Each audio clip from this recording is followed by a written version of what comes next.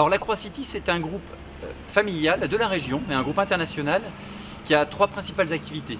L'Aqroélectronique, qui réalise la conception et la fabrication de fonctions électroniques, Sofrel, qui fait de la gestion de réseaux d'eau, et enfin l'Aqroicity, dont la vocation est d'orienter, d'optimiser et de sécuriser les flux de véhicules et de personnes. Aujourd'hui, nous sommes à Angers.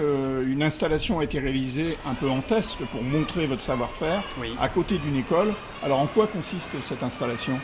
Alors cette installation elle a été mise en place pour sécuriser les passages piétons.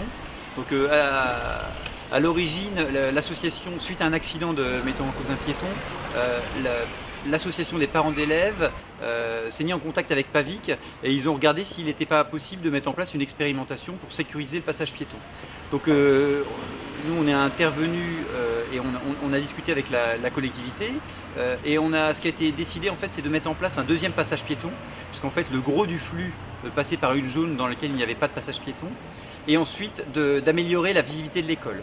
Donc on a mis en place un panneau de signalisation lumineux qui va donc capter l'attention des automobilistes et on met en place également, puisqu'en fait ce qu'il faut savoir c'est que c'est la nuit qu'il y a une grande partie des accidents, et donc on a rajouté également au niveau des passages piétons des bornes lumineuses qui vont signaliser le passage piéton la nuit.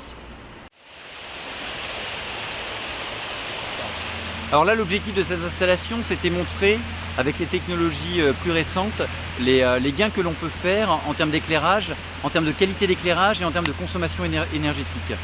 Alors on a choisi le Jardin du Mail parce que c'est une installation conséquente hein, avec beaucoup de passages.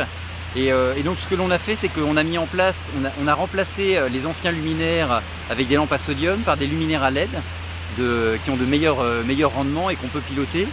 Et on a associé à ces nouveaux luminaires des capteurs de détection de présence et un module de télégestion.